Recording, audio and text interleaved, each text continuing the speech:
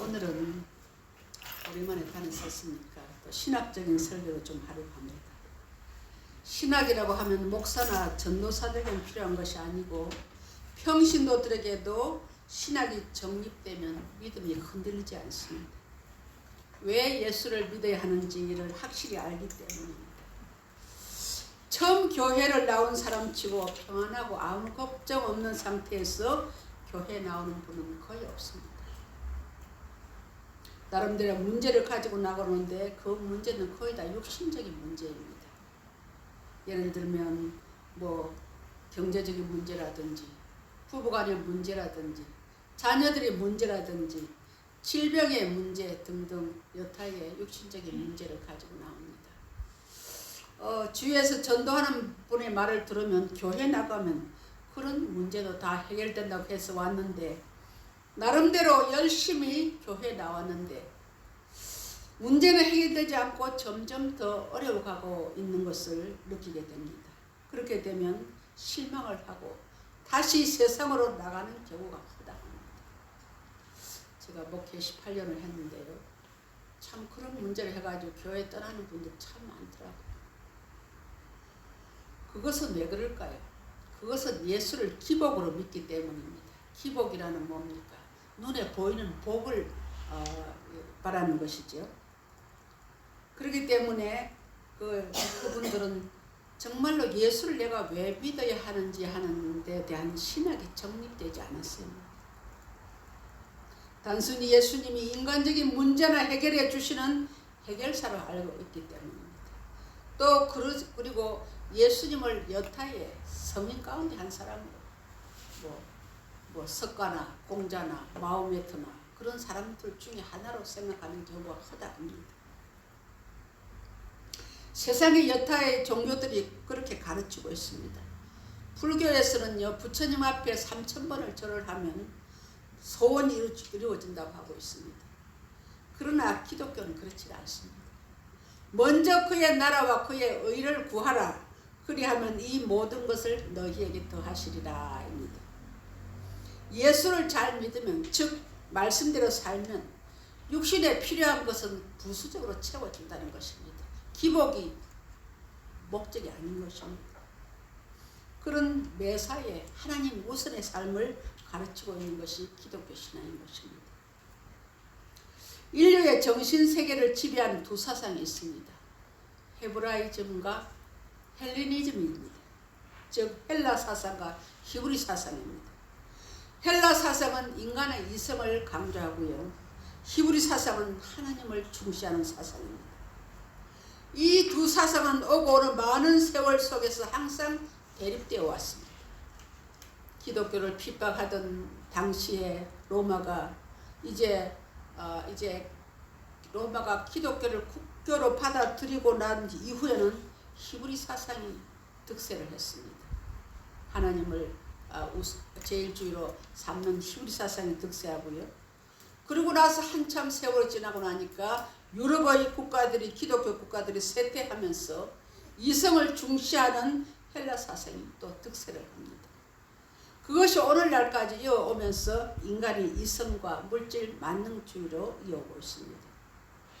오늘 우리가 읽었던 본문에는요, 인류의 두 대표적인 인물이 등장합니다. 바로 아담과 예수 그리스도이십니다.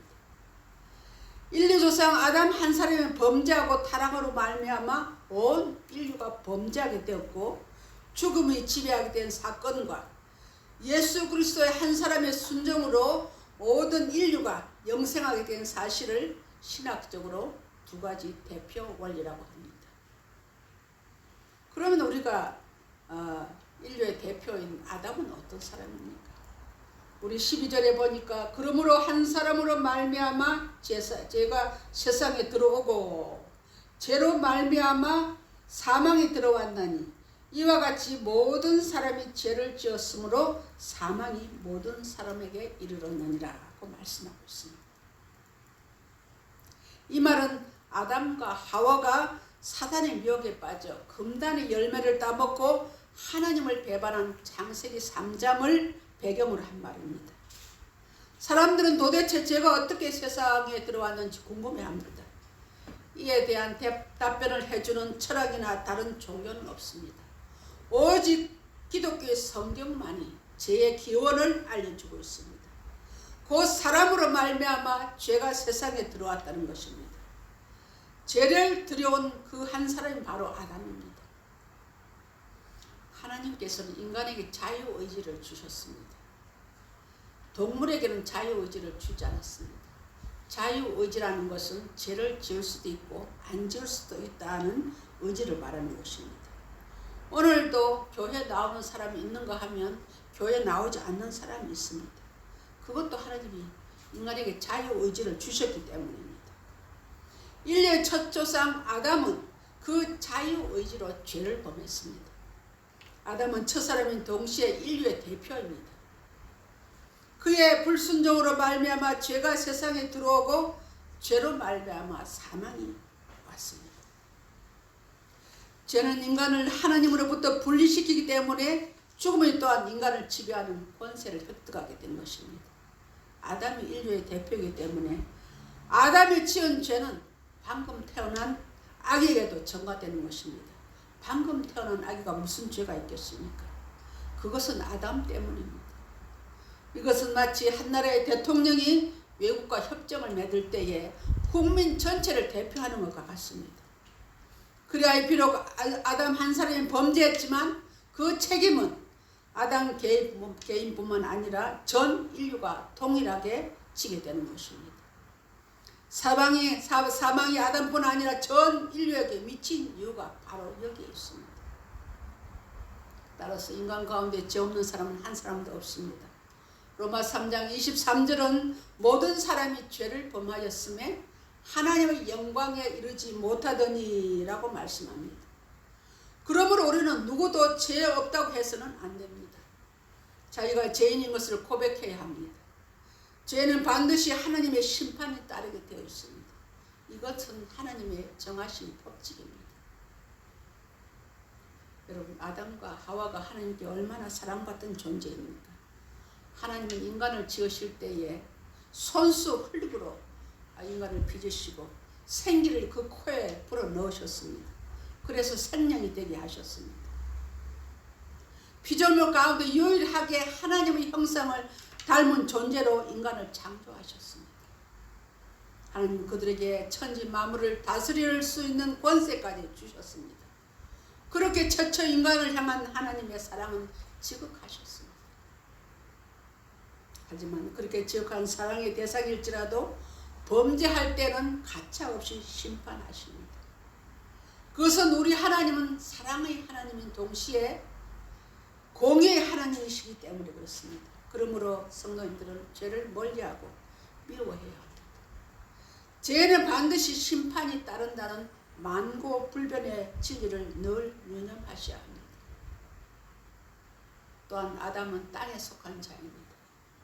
고린도전서 15장 45절에 첫사람 아담은 땅에서 났으니 흙에 속한 자이거니와 라고 말씀합니다. 흙에 속한 자는 죽고 썩게 되어 있습니다. 그러나 예수 그리스도는 하늘에 속한 자입니다. 우리가 하늘에 속한 자가 되어야 부활의 영광에 참여할 수 있기 때문에 우리는 아담의 길을 갈 수 없는 사람들입니다. 성경을 아담을 첫째 아담, 예수 그리스도를 마지막 아담으로 부르고 있습니다. 우리는 여기에서 인류의 대표자 되는 아담과 마지막 아담인 그리스도의 대조적인 모습을 보게 됩니다. 그러면 아담은 죄의 사람이고 땅에 속한 사람이겠지만 예수 그리스도는 누구입니까? 우리 14절 한번 읽어보실까요? 14절 시작. 그러나 아담으로부터 모세까지 아담의 범죄와 같은 죄를 짓지 아니한 자들까지도 사망이 왕노릇하였나니 아담은 오실 자의 모형이라고 했습니다. 오실 자란 누구를 가리킵니까? 곧 예수 그리스도를 가리킵니다. 여기서 아담은 오실 자의 모형이라. 모형은 샘플이라는 뜻입니다. 곧 첫사람 아담은 오실 그리스도의 샘플이라는 것입니다. 여러분, 화장품을 사면 조그만 샘플을 주죠. 그걸 샘플 왜 줍니까? 그 샘플이 오늘 산 본 화장품하고 같은 성분이라는 것입니다. 즉 아담이 전 인류를 대표해서 죄를 범했듯이 예수 그리스도께서 모든 믿는 자를 대표해서 십자가에 죽으시고 부활하셨다는 것입니다. 그렇습니다. 오늘 사도 바울은 첫사람 아담 때문에 온 인류가 죄인으로 전락하고 사망의 형벌을 받게 되었듯이 이제 마지막 아담으로 오신 예수 그리스도 한 사람의 의의 한 행동으로 말미암아 그에 속한 모든 성도들이 영원한 의와 생명을 얻게 된 것이라는 것입니다. 이제 우리는 땅의 사람이요 죄인인 첫사람 아담의 후손이 아니라 마지막 아담인 그리스도에게 속한 의인이라는 사실을 믿으시기 바랍니다. 할렐루야. 오늘 본문에서 우리에게 말씀하시는 것은 순종과 불순종이 생과 사를 구별한다는 것입니다. 19절을 한번 읽어보실까요? 19절 시작. 한 사람이 순종하지 아니함으로 많은 사람이 죄인됨과 같이 한 사람이 순종하심으로 많은 사람이 의인이 되리라. 즉 아담의 불순종으로 죄와 사망을 가져왔지만 예수 그리스도의 순종은 죄인들 하여금 의롭다 하심을 얻게 하는 결과를 가져왔다는 것입니다. 또한 아담의 불순종과 예수 그리스도의 순종하는 두 가지 다스림이 있습니다. 아담의 불순종으로 인해 죽음이 인간을 위해 왕노릇했다는 것입니다. 그러나 예수 그리스도의 순종으로 믿는 자에게는 생명 안에서 왕노릇한다는 사실을 믿으시기 바랍니다. 오늘 우리는 본문에서 두 가지 권세가 있다는 사실을 깨달았습니다. 하나는 아담으로부터 오는 죄와 사망의 권세요. 다른 하나는 그리스도로 말미암은 은혜와 생명의 권세입니다. 그리고 지금은 아담의 죄로 인한 사망 권세보다 그리스도를 속죄 은혜로 인한 하나님의 생명 권세가 왕노릇하는 시대라는 사실을 믿으시기 바랍니다. 중요한 것은 우리가 이 두 권세 가운데서 어느 권세 속에 속해 있는지라는 사실입니다. 주님께서는 요한복음 5장 24절에서 내 말을 듣고 또 나 보내신 이를 믿는 자는 영생을 얻었고 심판에 이르지 아니하니니 사망에서 생명으로 옮겼다고 말씀합니다. 우리는 예수 그리스도를 믿음으로 은혜와 생명의 권세에 속한 것을 믿으시기 바랍니다. 성도 여러분, 이 사실 때문에 우리의 믿음을 뭐라고 합니까? 금보다 귀한 믿음이라고 합니다. 여러분, 구약 성경 레위기의 주제는 죄 많은 인간이 어떻게 하면 하나님 앞에 나아갈 수 있느냐 하는 방법을 가르치는 내용입니다. 구약의 제사는 5대 제사, 5개의 제사가 있습니다. 죄를 지은 사람이 제물을 가지고 옵니다. 짐승을 끌고 이제 제사장 앞으로 오죠. 그리고 그 짐승을 가지고 오는 사람이 그 짐승 머리에 안수를 합니다. 그걸 왜 합니까? 내 죄가 이 짐승에게 전가되라는 뜻입니다. 옮겨가라는 것입니다. 자신의 죄가 그 짐승이로 옮겨가라는 뜻입니다. 그러나 구약의 제사는 여러분 어떻습니까? 날마다 죄를 지으면 짐승을 끌고 와서 하나님 앞에 제사장 앞에 또 이렇게 내놓고 짐승에게 안수하고 이렇게 해야 됩니다. 그러는 요즘같이 말하면 일회용이죠. 그러나 우리 예수 그리스도의 대속의 죽음으로 말미암아 염소와 송아지의 피가 아닌 하나님의 아들 예수 그리스도께서 단번에 십자가의 제물이 되심으로 우리가 죄사함을 받고 다시는 구약 같은 짐승을 끌고 와서 제사장 앞에서 자기 죄를 속해달라고 기도하는 것은 없어졌습니다. 이 은혜가 얼마나 감사한지 여러분 그 은혜를 생각하며 감사하시기를 주의 이름으로 축원합니다. 그러면 우리의 선택은 분명해졌습니다. 땅에서 나고 불순종으로 인해 모든 인류의 죄를 전가시킨 아담의 뒤에 우리가 줄을 설 것인지 아니면 하늘에서 오신 분이요 순종의 사람으로 우리에게 의와 생명을 주시는 예수님의 뒤에 줄을 서야 할 것인지가 분명해졌습니다. 이 진리를 깨닫는 우리는 이제부터 어떻게 살아야 할까? 이제 현실과 역사 속에서 당당히 하나님의 자녀로 살아야 합니다. 이 세상에 존재하는 그 무엇도 우리를 그리스도의 사랑에서 끊을 수가 없습니다. 로마서 8장 35절은 누가 우리를 그리스도의 사랑에서 끊으리요? 환난이나 공고나 핍박이나 기근이나 적신이나 위험이나 칼이라 라고 했습니다. 그 어떤 것도 우리를 그리스도의 사랑에서 끊을 수가 없다는 것입니다. 여러분, 우리가 구약시대 살았다고 생각해 보세요. 죄를 지을 때마다 짐승을 끌고 가고, 또한 어떤 그 형편이 안 되는 분은 또 곡식을 가져가고 가루를 가져가고, 그런데 그걸 영원히 속죄를 받습니까? 그 순간만 속죄 받은 거예요. 그 순간만 필요한 거예요. 또 죄를 지으면 또 가야 됩니다. 그런데 우리 주님께서 단번에 우리 위해 십자가에서 물과 피를 쏟음으로써 우리가 다시는 그런 죄인의 길에 서지 않고 자유를 얻게 되니 얼마나 감사합니까? 여러분, 경상남도에는 거창이라는 곳이 있습니다. 저는 경상남도 진주 사람입니다. 그곳에 거창고등학교가 있습니다. 이 학교의 초대 교장은 전영창 교장입니다. 이분은 미국의 신학자 로버트 슐러 목사의 신학교 동창입니다. 이분이 유학을 마치고 한국에 돌아오니 유교가 터졌습니다. 피난을 가다가 거창이라는 곳을 지나게 되었는데, 그곳에는 벌어진 전쟁과들이 있었습니다. 이 전 교장은 이 아이들이 너무 불쌍해서 이 아이들을 모아가지고 기독교 교육을 시켰습니다. 이것이 거창고등학교의 시작입니다. 이 학교의 학구는 여호와를 경외하는 것이 지식의 근본이다라는 것입니다. 이 학교는 전 학년 기수와 생활을 하면서 새벽기도부터 시작합니다. 그리스도 안에서 확고한 국가관과 비전을 심어줍니다. 그 정신이 오늘날 유명한 거창고등학교가 되었습니다. 이 거창고등학교는 유명한 직업선택의 10계명이라는 것이었습니다. 우리 기독교의 10계명의 뜻이, 이 학교에는 직업선택의 10계명이라는 게 있는데요. 참 감동스럽습니다. 제가 한번 읽어봐 드리겠습니다. 첫째는 월급이 적은 쪽을 택하라. 직업을 택할 때.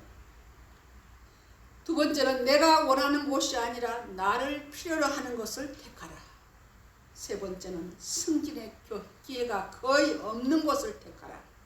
네 번째는 모든 조건이 갖추어진 곳을 피하고 처음부터 시작해야 하는 학무지를 택하라. 다섯 번째는 앞다투어 모여드는 곳엔 절대 가지 마라. 아무도 가지 않는 곳으로 가라. 여섯 번째, 장래성이 전혀 없다고 생각되는 곳으로 가라. 사회적 존경을 바라볼 수 없는 곳으로 가라. 여덟 번째, 한가운데가 아니라 가장자리로 가라. 부모나 아내나 가족이 결사 반대하는 곳으로 가라. 틀림없다. 열 번째, 왕관이 아니라 단두대가 기다리는 곳으로 가라. 이게 거창고등학교의 직업선택의 10계명이라고 합니다. 여러분, 어떻습니까? 오늘 약삭 버리고 머리 회전 잘 되는 젊은이들이 누가 이런 바보 같은 선택을 하겠습니까? 그러나 그들은 그런 선택을 한다는 것입니다. 3년 동안 귀에 못이 박히도록 말씀 교육을 받은 결과입니다. 그들은 주님의 말씀대로 대접을 받고자 하면 남을 먼저 대접하라는 말씀을 실천했기 때문에 처음에는 음지에서 시작했지만은 점점 높임을 받습니다. 지금 거창고등학교 출신들이 사회 곳곳에서 참으로 자기의 일을 잘 감당하는 것을 우리는 가끔 뉴스로 접하고 있습니다. 30년이 다 돼가는 이야기입니다만, 제가 신학교 졸업을 앞두고 일산 탄현에 있는 한 개척교회 전임 전도사로 있을 때입니다. 그 근처 아파트에 그 당시에 일산 지역의 국회의원으로 나갔던 정범구 의원이 살고 있었습니다. 그분은 일산에 있는 큰 교회로 나갔는데요. 그분의 딸이 제가 심호하는 교회에 주일학교 교사로 봉사하고 있었습니다. 거창고등학교를 졸업하고 대학 시험을 치고 나서 이제 주일학교 교사로 봉사하고 있었는데, 제가 물었습니다. 부모님이 나가는 큰 교회 나가지 왜 작은 교회에서 와서 봉사하느냐 그랬더니 그 딸이 하는 말이 저희 학교의 가르침입니다. 담백하게 딱 그 말을 하더라고요. 그래서 제가 참 가슴이 뭉클했습니다. 3년 동안 줄기차게 복음을 주입시킨 결과가 아닌가 저는 생각이 되었습니다. 예수 그리스도의 생명의 원리를 알면 이렇게 살 수가 있습니다. 사랑하는 성도 여러분, 이제 우리는 땅의 사람, 불순종의 사람, 죄의 사람 아담인 줄에서 하늘의 사람, 순종의 사람, 생명의 사람인 예수 그리스도의 줄로 자리를 옮긴 사람들입니다. 우리는 이제 죄와 사망의 법에서 해방된 사람들입니다. 할렐루야. 이 진리를 꼭 마음 기둥에 꽉 세우고, 여러분 믿음 생활할 때 예수 믿는다고 환란이 없습니까? 이동원 목사님 간증에 보면요, 그렇게 말씀도 잘 전하고 수만 명을 목회하는 목사님, 아들이 세상을 떠났습니다. 암으로. 참 하나님께 물었다고 합니다. 하나님, 정말 이해가 안 됩니다. 나 하나님 앞에 충성하지 않았습니까? 그런데 왜 내 아들을 데리고 갑니까? 많은 걸 했는데 하나님께서 말씀을 주시더랍니다. 너도 그 아픔을 느껴봐야 성도들 가운데 자식을 먼저 보낸 사람들이 얼마나 있냐. 그분들의 마음을 내가 이룰 것 아니냐. 그런 말씀을 주었어요. 그때부터 정말 회개했다고 말씀하고 있습니다. 지난주에 우리 한나 여전도에 원례가 있었습니다. 제가 그때 베드로전서 4장 7절로 8절의 말씀을 가지고 만물의 마지막에 가까웠으니 그러므로 너희는 정신을 차리고 근신하여 기도하라. 무엇보다 뜨겁게 서로 사랑할지니 사랑은 허다한 죄를 덮느니라고 말씀했습니다. 여러분, 우주의 종말이나 인간의 종말은 언젠가는 옵니다. 우주의 종말은 아직 빨리는 안 오지만 언젠가는 하나님 말씀하셨으니까 옵니다. 그러나 우리의 인간의 종말은 그렇게 오래 남지가 않았습니다. 그래서 저는 회원들한테 우리 남은 여생을 어떻게 살아야 되겠습니까? 하는 질문을 해보았습니다.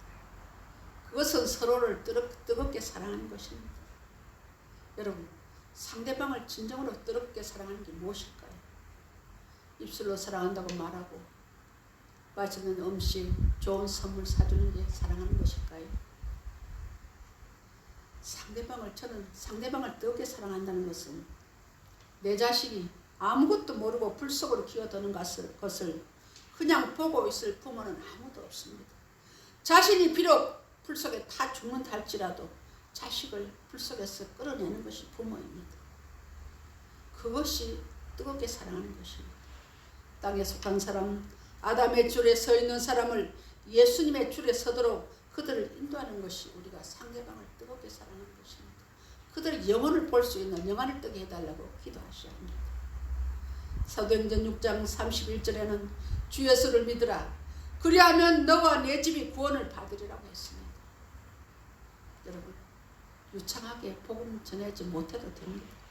예수님이 우리 죄를 위해서 십자가 달리시고 부활하셨습니다. 형제님, 자모님, 예수 믿고 구원받았어요. 나와 같이 천국 갑시다. 이렇게 간단한 말을 전하셔야 됩니다. 저는 목표를 세우고 우리 아파트 24층이니까 한 라인에 두 집씩 있으니까 48. 하나님, 이 101동 아파트 1, 2라인 48층 세대가 다 구원받게 해달라고 날마다 기도합니다. 그것이 어느 때인지는 저는 모릅니다. 뜨거운 마음으로, 영혼을 사랑하는 마음으로 기도하셔야 됩니다. 때를 얻든지 못 얻든지 그냥 기도하셔야 됩니다. 그것이 상대방을 뜨겁게 사랑하는 것입니다. 여러분, 우리가 이것 때문에 예수를 믿습니다. 고린도전서 9장 16절은 내가 복음을 전할지라도 자랑할 것이 없으면 내가 부득불할 일입니다.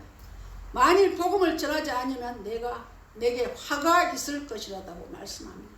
여러분, 나 혼자만 예수님 뒤에 줄 섰다고 안심하고 그냥 그래도 살아도 되겠습니까? 아직도 죄의 사람, 땅의 사람, 죽음의 사람인 아담의 줄에 서 있는 사람 한 사람이라도 더 끌어내는 것이 우리의 남은 때 할 일입니다.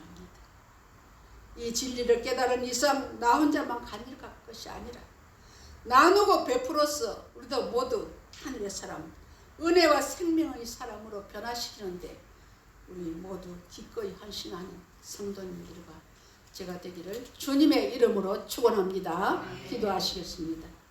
하나님 아버지, 은혜를 감사합니다. 이제 우리의 선택은 분명해졌습니다. 땅의 사람, 죄의 사람인 대표인 아담의 줄에 설 것인가, 하나님의 하늘의 사람, 은혜와 생명의 사람인 예수 그리스도의 줄을 설 것인가는 분명해졌습니다. 예수를 믿노라 하면서도 이 진리를 깨닫지 못하고 육신의 복에만 멈춰있는 신앙인이 아니라 분명한 신학이 정립되었어. 어떤 환경과 어려움 속에서도 신앙이 흔들리지 않는 굳건한 믿음의 소유자들이 되기를 원하오며 예수님의 이름으로 감사하며 기도하옵나이다. 아멘.